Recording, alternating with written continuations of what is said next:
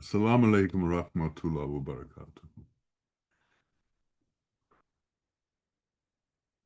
There are two parts to us, and we have to recognize that there are two parts to us.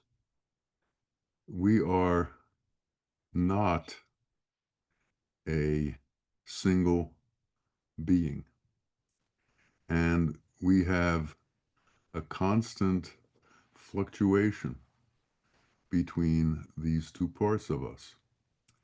We are an elemental being, and by elemental, I mean that we are made up of the elements.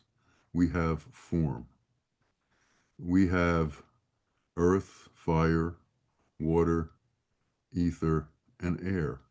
These are the basic elemental products as described from way back before the periodic atomic table. They covered all of them in five. Uh, but we should understand that. That's a part of us. But the reality of the Günaydın. but the reality of the world is that this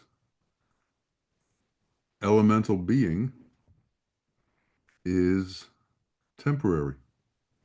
And over time, this elemental being dissipates, falls apart, enters into old age, and dies. It dies because the elements in their cooperation within the body of man are not eternal.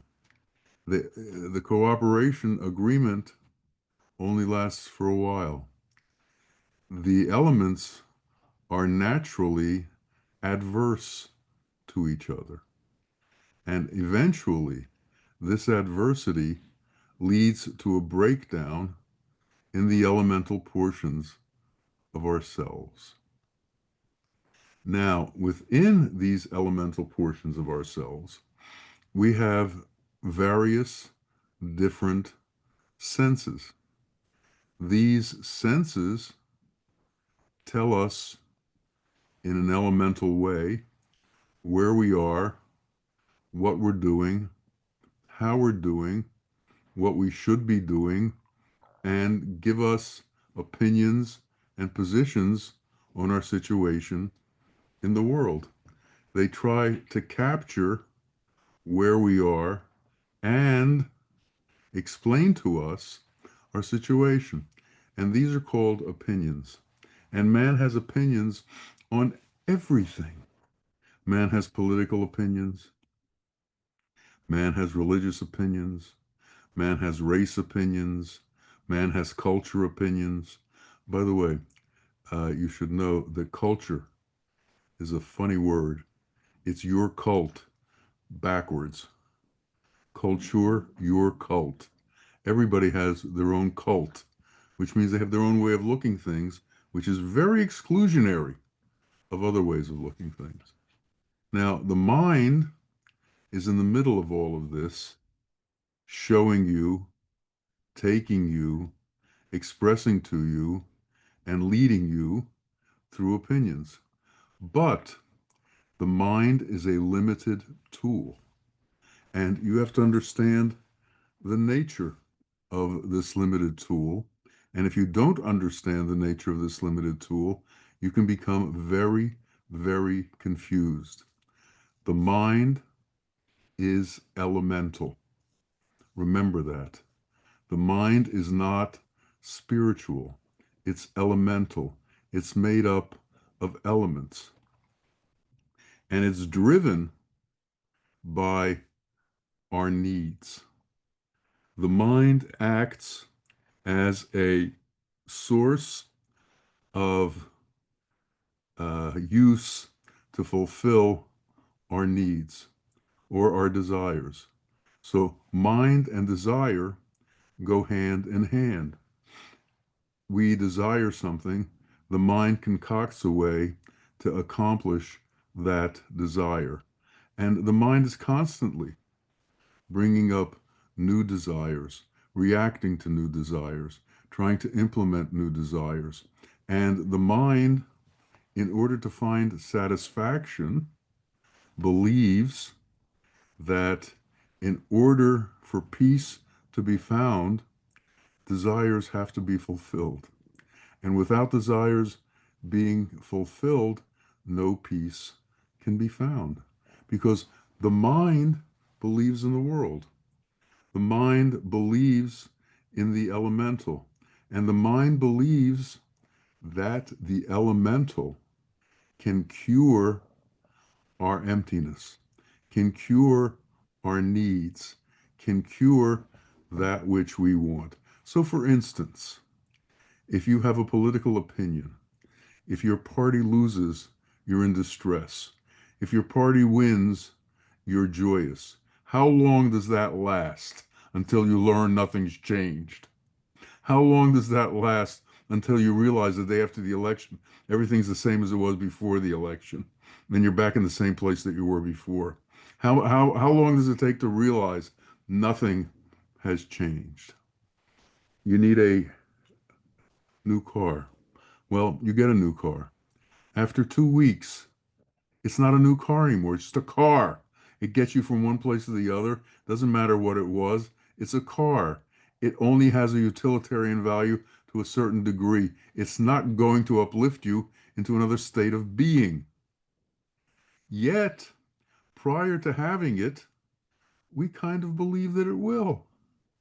When we're involved in the chase, we believe that when we accomplish what it is that we're changing, some great um, change is going to come about within us that'll change who we are and what we are. We need a new house, a bigger house, a fancier house. And once we get that, after a while, it's too big to take care of, and it's a burden all of a sudden, as opposed to being something fancy. It doesn't fulfill that which is in us that needs fulfilling. It doesn't fulfill that within us that is a certain kind of emptiness. So we look in different places to fill this emptiness. We look to religion, and religion often tells us pray this way, stand this way, sit this way, recite this way, and that's going to fulfill your needs. All of a sudden, somehow you're going to change. And then you do this, and years go by, and nothing happens. Why? Why didn't anything happen? So, while we're going through all these things, we have thoughts. And sometimes we think these thoughts are direct messages from God. Sometimes we think they're satanic. Sometimes we don't think about them at all because we're just not sure what they are. Well, as far as being true, as far as thoughts having validity, there's certain tests you can put to them. Are they kind? Do these thoughts harm other people?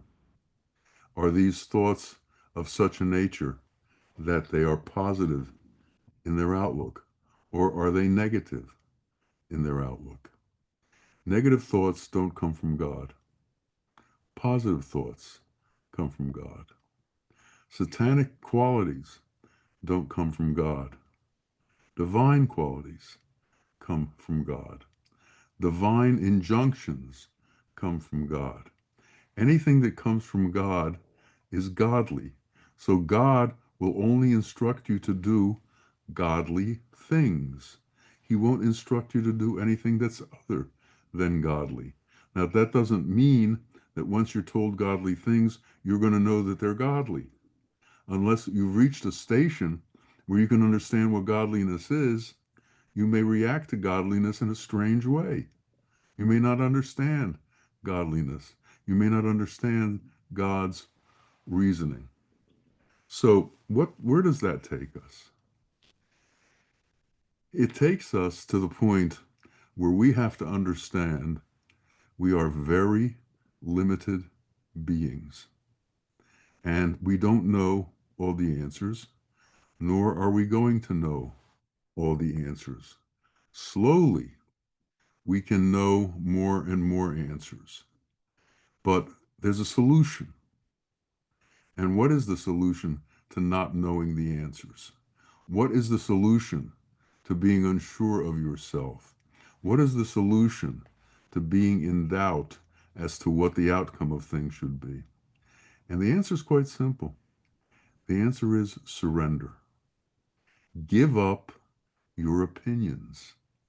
Give up your ideas. Give up your insistence on things coming out in a certain way. Learn to accept what Allah, what God hands you, and take it. Take it without judgment. Take it. Learn to accept the nature of what's going on around us and learn to fit in to God's plan. And you should know that God's plan is always filled with love. God's plan is always filled with mercy. God's plan is always filled with compassion. So if clergymen come at you and tell you that you need to do things that are opposite of love, that are opposite of mercy, that are opposite of compassion, that are opposite of justice, that are opposite of kindness, the clergyman has lost his way and has begun to hallucinate about the importance of his own self and his own teaching. And he's lost his way in that he no longer is a representative of God, but a representative of his own cult, a representative of his own ideas, a representative of his own limited understanding of things. God's understanding is so far beyond the limited nature of man's understanding that it can't even be talked about. God's understanding is able to encompass all of the understandings in this universe and come up with a unity. Man can't even come up with a unity between two religions. Man is incapable of somehow bringing across differences so that the differences disappear. Man needs to know how to resolve differences. Man needs to know how to resolve the differences in himself. As long as we have differences in ourselves, then we are separate from all the rest of humanity. We are separate from all other people. And let me explain that. God created each and every being in this world. God created each and every being that we see. They all came from an emanation from God himself.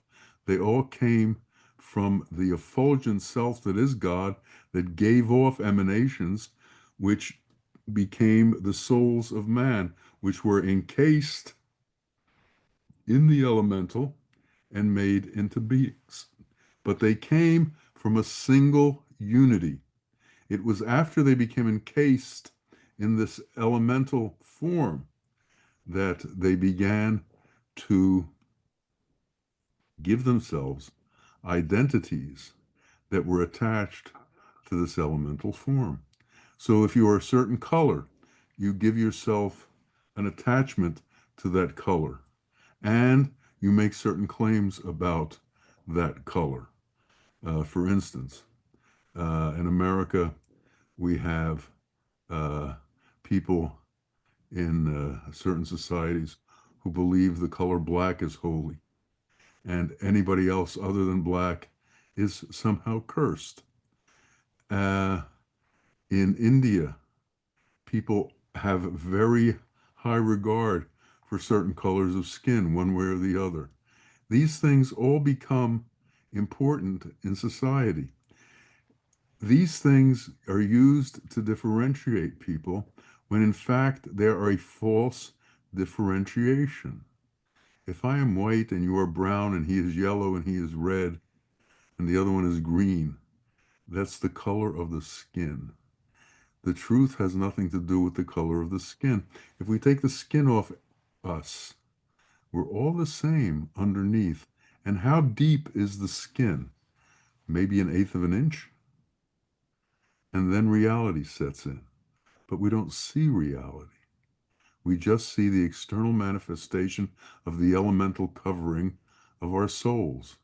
And we pay more attention to that elemental covering than we pay to the truth of who it is that we are.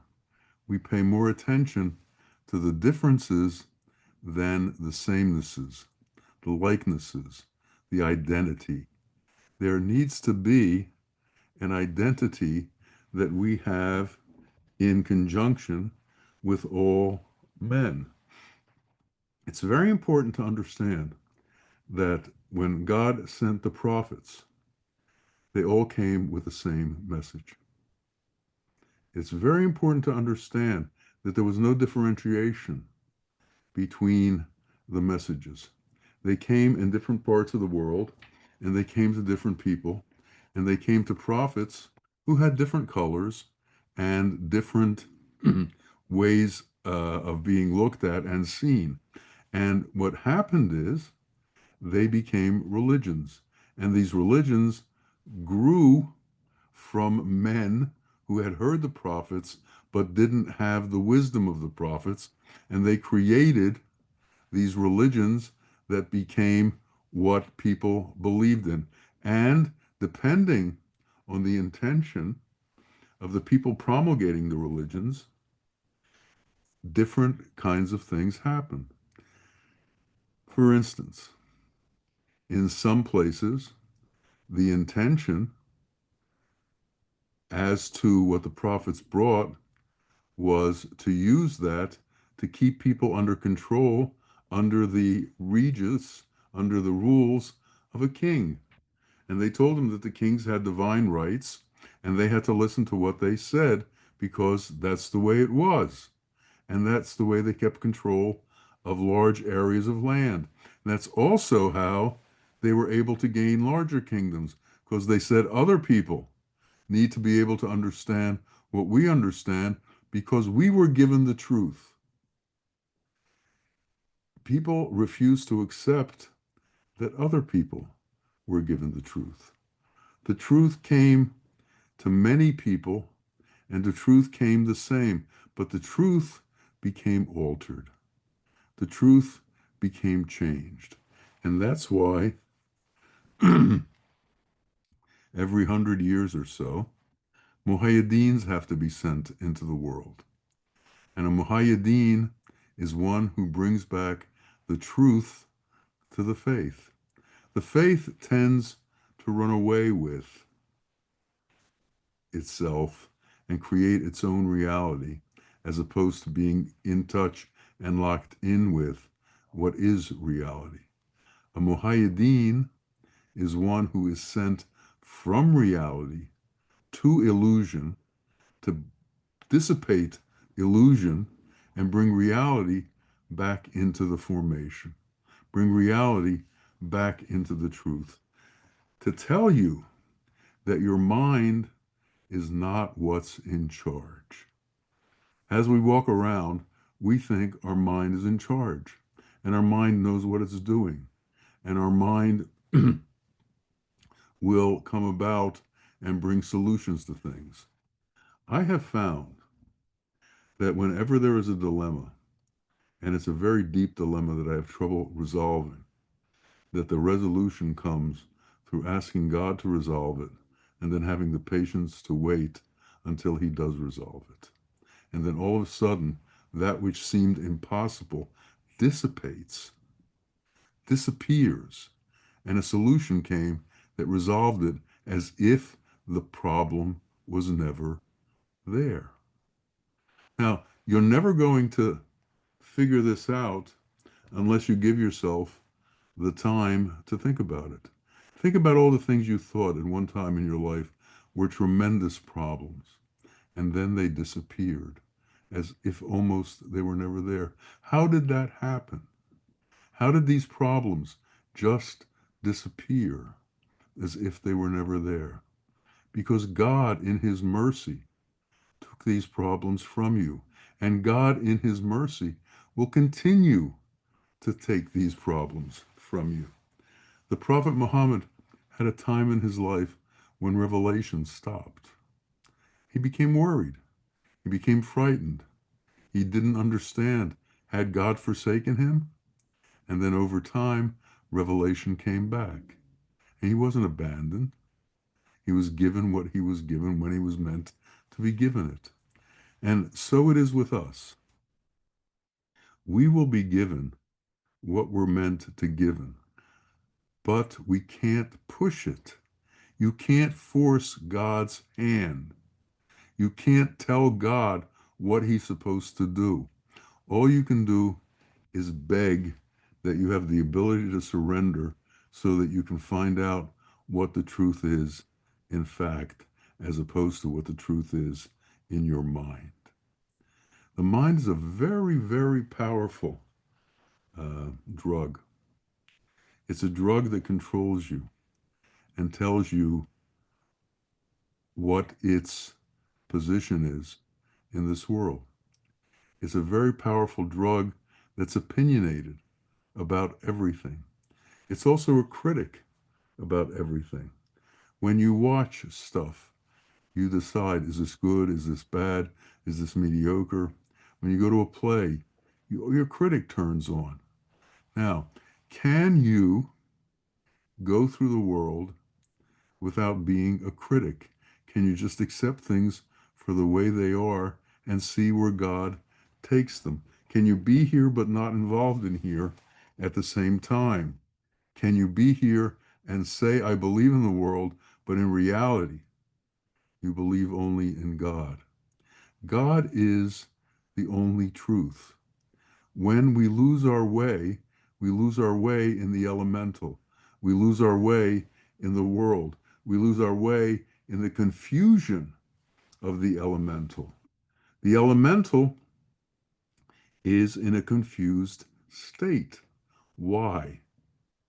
Because it is at odds with itself. It is in such a manner that it is in conflict.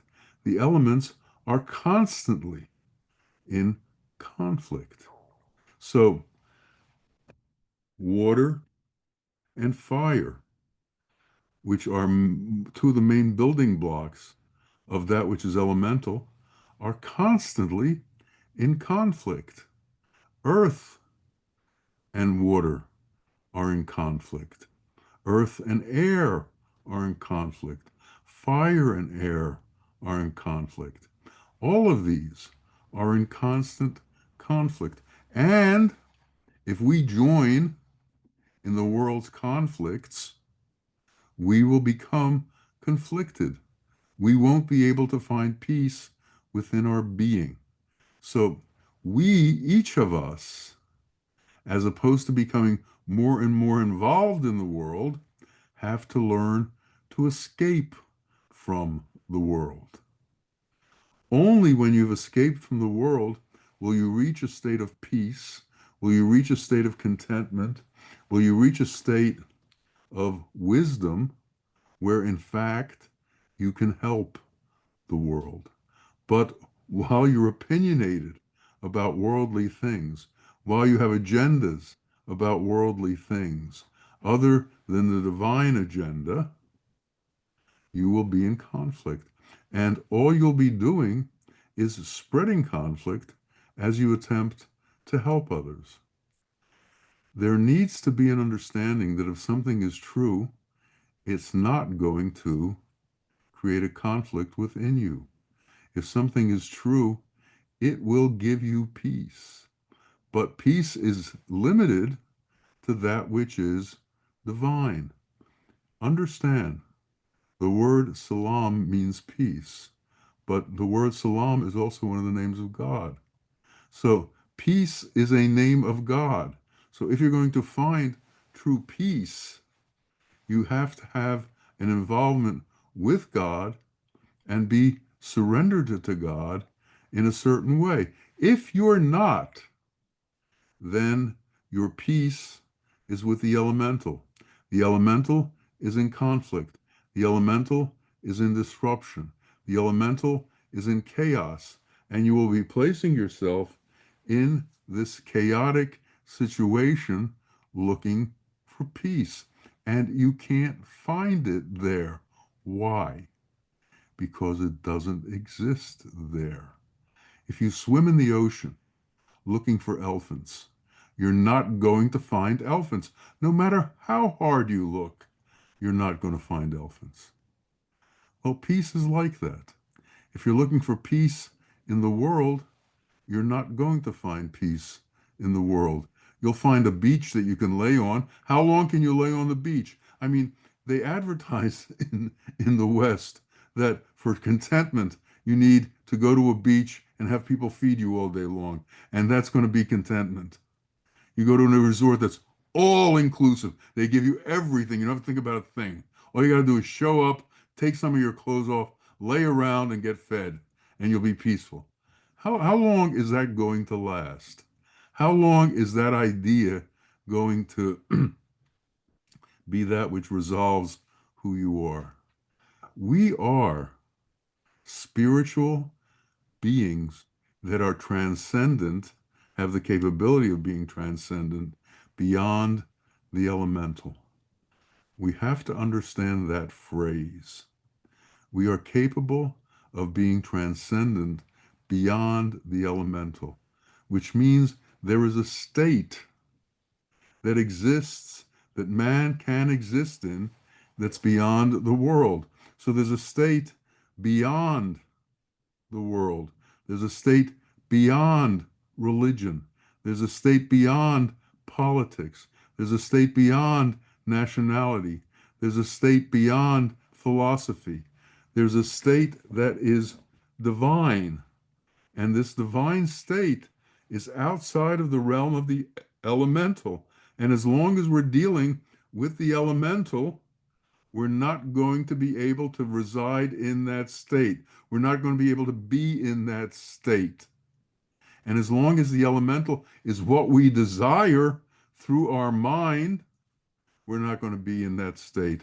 And as long as we think we can manipulate the elemental to make it favorable for us, and by making the elemental favorable for us, we can find peace, we are lying to ourselves. So, people tell themselves, if I'm rich, I'll be content.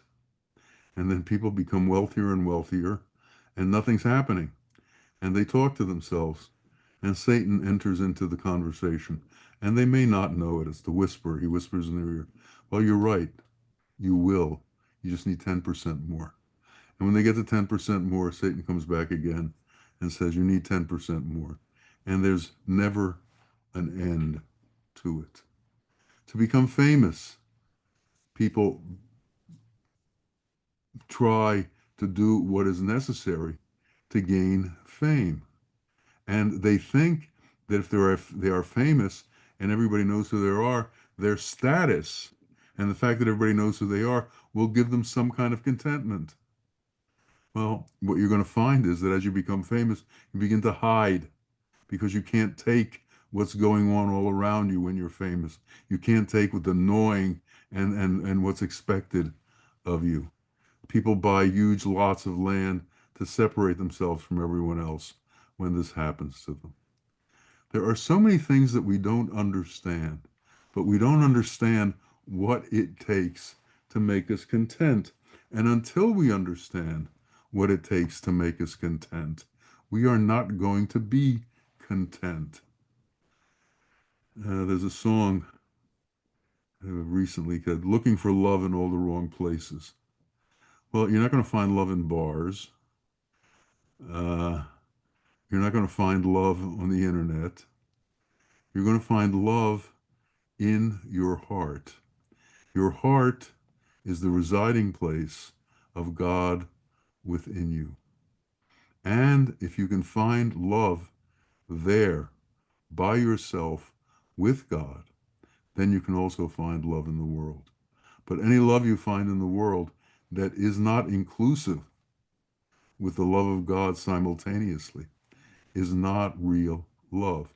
God has set up, for instance, a sacred bond between man and woman where they can spread their love to each other with God's blessings, because God blessed the union of man and women. God blessed that coupling. God said that you can couple in my name and you can learn to love each other and love me through that union. Well, the world right now is looking to break all of these unions. The world is looking to break all that God has sent into the world that is truth. The world is looking to break reality. They are looking to make up their own definition of things.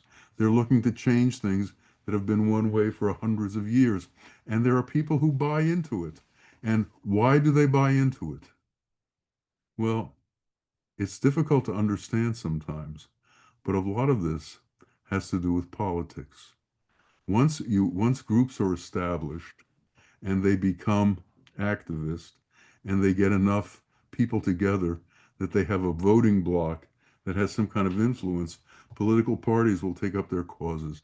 No matter how crazy those causes appear to be, they'll take them up. Why? What is the main objective of a politician in a democratic society? It's easy to be elected.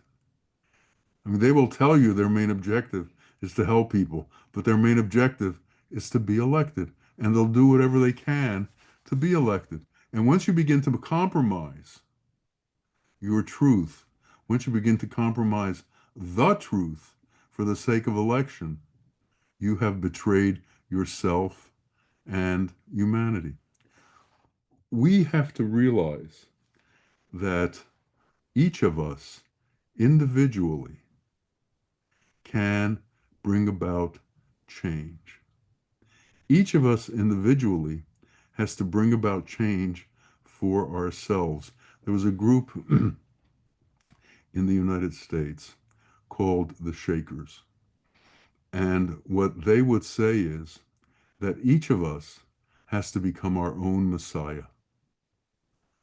Messiah means Savior. So you need to become your own Savior. You need to be the one who brings God into your being and who takes you to God. And you can't depend on anybody else to do this for you. So stop relying on crutches to make it possible for you. Because all that's happening is when you rely on crutches is that you walk with a crutch. We have to change to where we feel our spiritual self. We have to change to where we no longer have anxiety, we no longer have doubt, we no longer have hastiness, we no longer have these qualities that are opposed to contentment, that are opposed to peace. We have to actually begin to communicate with God through our own meditation, through our own prayers. Recitation without connection is without merit. There has to be a connection, and we have to find a way to connect with God, connect with that which is spiritual, connect with that which is real, connect with that which holds the world together. It's available to us all the time. It's right here in front of us. We just have to latch onto it. And to do that, we have to take some time. But we also have to do other things. We have to give up our own agendas. We have to give up our own ideas. We have to give up all that we've been taught in our religions. We have to give up the separations between each other. We have to give up the sense of ego that says, my kind is better than your kind. My color is better than your color. My religion is better than your religion. My language is more important than your language. My sense of sight sees more than your sense of sight. I know more than you know. My culture is more advanced than your culture was. You have to give up all those ideas. We're all the same. We all came from the same spot. We all came from the same God. We all came through that same creation. We're all one. And when we begin to realize that unity, when we begin to have love for all beings without exclusion, when we can truly be open to everyone, when we can truly not be prejudiced, when we can truly be without racism, when we can truly be without thinking of others as different and separate than us, then we can become real. And to do this, we have to slow down. We can't move as fast as we used to move. We can't have so many opinions. We have to slowly become smaller and smaller and smaller. Because when you're big, you're too big to be unified. You have to push your way through things. When an elephant walks through the jungle, it knocks trees over. Other animals can go through much easier. We need to become small. We need to understand what humility is. Many of us need courses in remedial humility.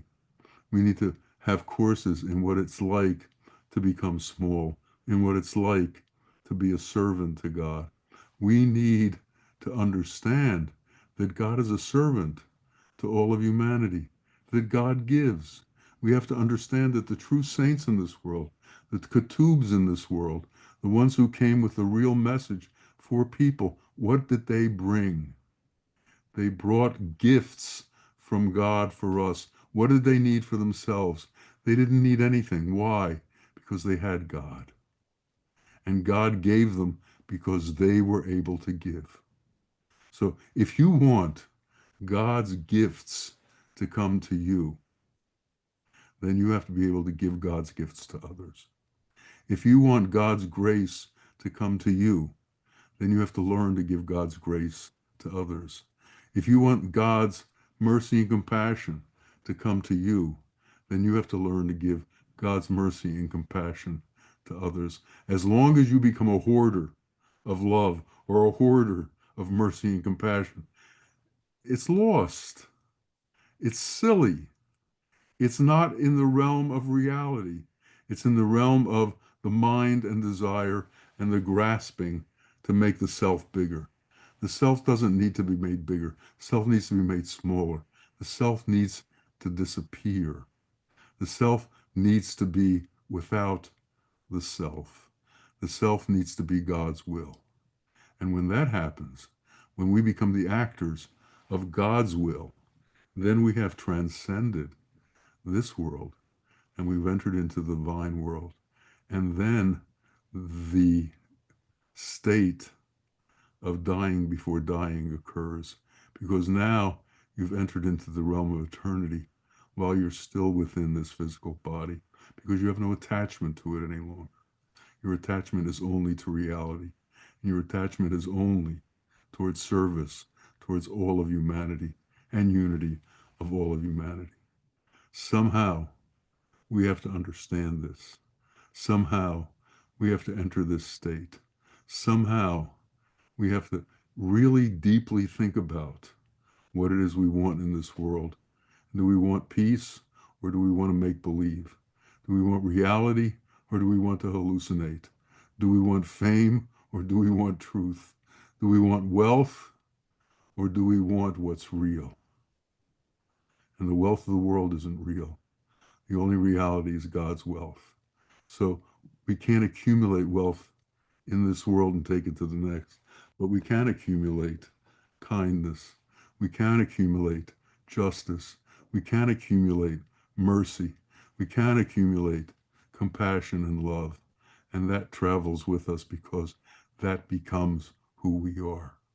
So may we all become those qualities of God, and may they be what we are as we travel through this lifetime and into the next lifetime. And may our place finally be a resting place in God's kingdom with our Lord. And may it be so for each and every one of us. Ameen. Ameen. Ya Rabbil Alameen. Assalamu alaikum wa rahmatullahi wa barakatuh. Alhamdulillah.